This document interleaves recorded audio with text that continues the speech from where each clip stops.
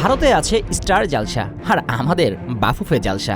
যে বাফুফে জালসায় চলল ধারাবাহিক নাটকের শেষ দৃশ্যপটে জয় হলো সাইফুল বারী টিটুদের। থমাস ডুলি এখন হামজাদের কোচ। যদিও ডুলি কোচ হিসেবে একেবারে মন্দ নন, তবে ডুলির কোচিং নামা থেকে একটু পরে আলোচনা করা যাবে। তার আগে সাইফুল বারী টিটুর পরিচালনায় কিভাবে একের পর এক নাটকীয় পর্ব চলেছে, কিভাবে সুকৌশলে কোলম্যানকে বাতিলের খাতায় ফেলানো হয়েছে, কিভাবে রোজারিও মিকেলকে সরে যেতে বাধ্য করা হয়েছে, শেষবারের মতো সেই নাটকীয় মুহূর্তগুলোর স্মৃতিচারণ করে আসা যাক। ব্রাজিল ইতিহাসের প্রথম অলিম্পিক জিতানো কোচ রোজারিও মিকেল। বাংলাদেশের কোচ হবার জন্য সবার চেয়ে এগিয়ে ছিলেন তিনি। তার মতো কোচ পাওয়া ছিল বাংলার ফুটবলের জন্য আশীর্বাদ। বেতন কাঠামো সবকিছুই ছিল ঠিকঠাক। তিনি বাফুফেকে তেমন কোনো শর্ত দেননি। যখন দুই পক্ষ এগিয়ে যাচ্ছে তখন হঠাৎ বাফুফের তরফ থেকে যোগাযোগ বন্ধ করে দেওয়া হয়। যদিও রোজারিও মিকেলকে নিয়ে কাজ করা রবিন মিয়া বলেছিলেন দুই পক্ষ কমিশন দাবি করেছে মিকেলকে কোচ করার জন্য।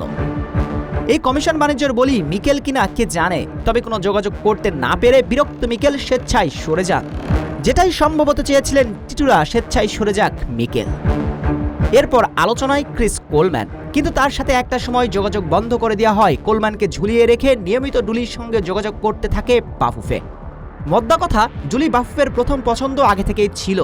যদিও শেষ পর্যন্ত কোলম্যানের এজেন্টের দায়ও আছে, তিনি যে এজেন্ট ফি চেয়েছেন সেটা অযাচিত।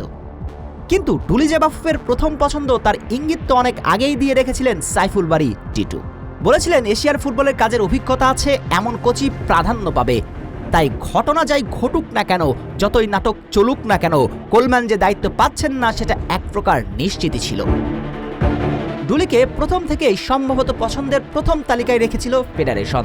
মাঝে যা হয়েছে সবচাই লোক দেখানো মুখরোচক গল্প, ভক্তদের শোনানো হয়েছে আশার বাণী, কিন্তু শেষ পর্যন্ত নিরাশাই হলো সঙ্গী। এবার ডুলির কোচিং নামাতে আসা যাক। কোচ হিসাবে একেবারে মন্দ নন 1994 বিশ্বকাপ খেলা ডুলি। ফিলিপাইন কোচের দায়িত্ব নিয়ে তিনি দলকে এশিয়ান কাপে তুলেছিলেন 4-3-3 কিংবা 4-2-3-1। তার প্রধান দুই ট্যাকটিস: আক্রমণ করে প্রতিপক্ষকে ধসিয়ে দেয়া। ডুলির ট্যাকটিস নিয়ে আলোচনা করা অন্য দিনের আলাপ। আপাতত বাফুফের এক বিরক্তিকর নাটকের অবসান, এটাই স্বস্তি।